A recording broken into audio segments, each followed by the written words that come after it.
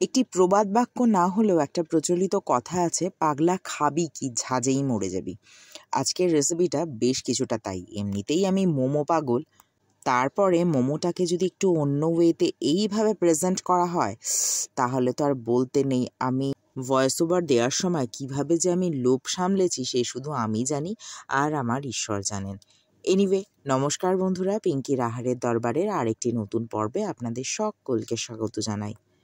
আজকের এই মোমোটাকে অনেকে অনেক নামেই পরিচয় দিয়ে থাকেন, যেমন ধরুন চিকেন ডাম্পলিং বা chicken dim sum, juicy momo, soft momo, যা খুশি ইচ্ছা। তবে এই মোমোটা আমি চিলি গার্লিক অয়েলের সাথে পরিবেশন করেছি, যেটা খেতে অনবদ্য লেগেছিল। সব মিলিয়ে বিষয়টা কি দাঁড়াচ্ছে সেটাই না হয় আপনাদের সাথে শেয়ার করি।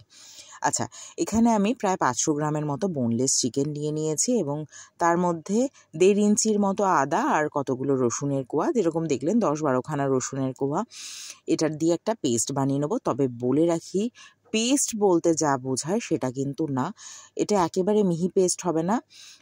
বলতে পারেন মিক্সির যে পালস মোডে দিয়ে একটা মোটামুটি একটা পেস্ট বানাতে, মানে যেটা একটু দারদারা টাইপের থাকবে। আর সবচেয়ে ভালো হয় আপনারা যদি একটু শার্প ছুরি দিয়ে পুরো প্রপারলি কুচিয়ে কাটতে পারেন তাহলে তো ভীষণ ভালো হয়। বাট আমি সেটা পারি না দেখে মিক্সিতে একটু ঘুরিয়ে নিয়েছি যাতে আমার কাজটা একটু সুবিধা হয়। যাই হোক, যেরকম বললাম যে আদা রসুন দিয়ে দেওয়ার পর আমি দিয়ে দিলাম স্বাদ মতো নুন, 1 টেবিল চামচের মতো ভিনিগার, 1 টেবিল চামচের মতো সয়া সস, আর দিয়ে দিলাম 1 চা চামচের একটু বেশি কালো মরিচ বা কি যেন গোলমরিচের গুঁড়ো দিয়ে দেখুন একটা পেস্ট বানিয়েছি, যেটা কিন্তু একেবারে মিহি পেস্ট হয়নি। মোমো বানানোর জন্য কিন্তু এটা ভীষণ জরুরি, একেবারে মিহি পেস্ট করবেন না, তাহলে কিন্তু প্রপার মোমো হবে না। যাই হোক, এইটাকে আমি আরও কিছু প্রসেস বাকি রয়েছে, সেটা আমি এখনই দিলাম না কেন, ওটা আমি একটু বেলার দিকে করেছিলাম, তাই ওই অবস্থাতে আমি ফ্রিজে ঢুকিয়ে রেখে দিয়েছি। পরবর্তীতে আরও কিছু অ্যাড করছি। আর এখানে দেখলেন আমি এইরকম কাপ মেপে বা যে কোনো বাটি মেপে 2 কাপের মতো ময়দা দিলাম, আর দিয়ে দিলাম অর্ধেক কাপ কর্নফ্লাওয়ার, দিয়ে দিলাম স্বাদ মতো নুন, আর দিয়ে দেবো ময়ানের জন্য সাদা তেল। সাদা তেলটা এখানে আমি 1 টেবিল চামচের মতো ব্যবহার করেছি। এবার সব কিছু খুব ভালো করে মিশিয়ে নেব। কর্নফ্লাওয়ার কিন্তু খুব বেশি দিয়ে দেবেন না, যেরকম দেখালাম 2 কাপ যদি ময়দা হয়, আধা কাপ কর্নফ্লাওয়ার যথেষ্ট। এবার এগুলোকে ময়ানটাকে খুব ভালো করে মিশিয়ে নিতে হবে। তারপরে অল্প অল্প জল দিয়ে এর একটা ডো মেখে নিতে হবে, যেটা না তো নরম আর না শক্ত হবে। আসলে এই ভিডিওটা কিন্তু এই সমস্ত কিছু দেখাতে গিয়ে একটু লম্বা হয়ে গেছে, আপনারা একটু প্লিজ দেখে নেবেন, তাহলে কিন্তু না জানি হয়তো বা কোনো অজানা তথ্য যেটা আমি জানি সেটা হয়তো আপনাদের সামনে তুলে ধরতেও পারি, আপনাদের হয়তো বা কাজে লেগে যেতে পারে। যাই হোক, দিয়ে দেবো আমি 3টে মিডিয়াম সাইজের পেঁয়াজ, মানে 500 গ্রাম চিকেনের জন্য 3টে মিডিয়াম সাইজের পেঁয়াজ, যেটাকে একেবারে ফাইনলি চপড না হলে মোটামুটি আমি কুচিয়ে নিয়েছি। আর দিয়ে দিলাম কিছুটা পরিমাণে ধনেপাতা।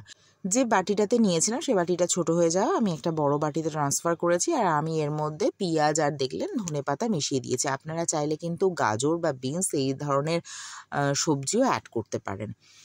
আচ্ছা, আপনাদের কাছে যদি সময় কম থাকে তাহলে কিন্তু চিকেনটা যখনই আমি ওই মিক্সিতে ঘোরালাম না, তখনই কিন্তু পেঁয়াজ আর এই ধনেপাতা বা অন্যান্য সবজি দিয়ে একসাথে আপনারা ম্যারিনেট করে রাখতেই পারেন।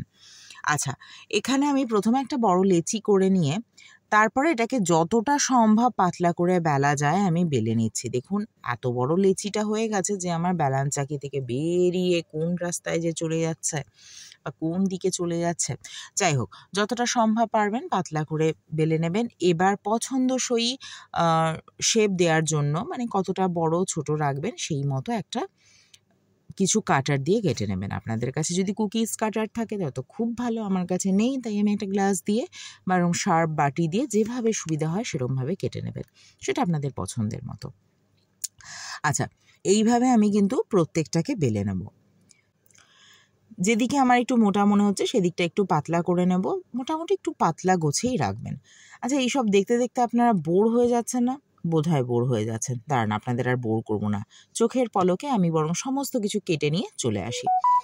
মোটামুটি যতটুকু একবারে করতে পারবো বলে মনে করলাম সে কটাই আমি কেটে নিয়ে চলে এলাম। দেখে নিশ্চয়ই বুঝতে পারছেন কতটা পাতলা করে করেছি। চলুন এবার স্টাফিংটা ভরে নিই।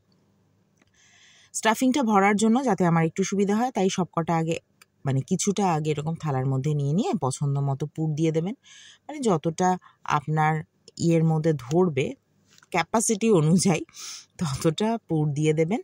দিয়ে এবার একটা খুব চেষ্টা করছি এর মুখটা মারার। একবার একটু কাণ্ডটা দেখুন।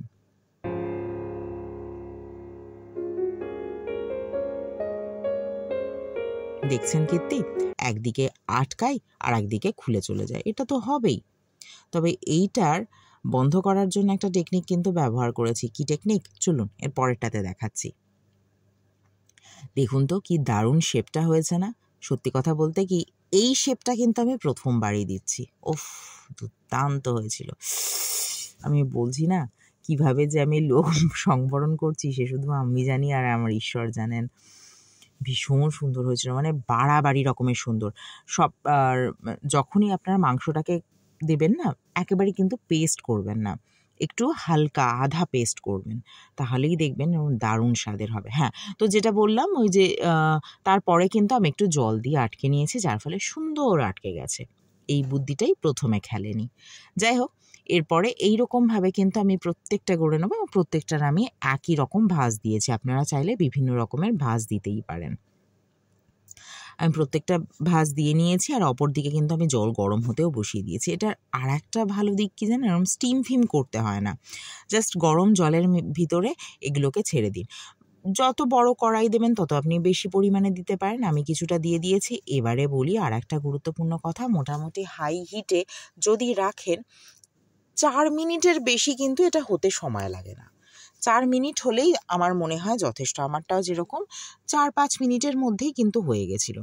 যখনই হয়ে যাবে ভাবলাম বেশি যাতে কুক না হয়ে যায়, ওই জন্য আমি ফ্লেমটাকে বন্ধ করে দিয়েছি।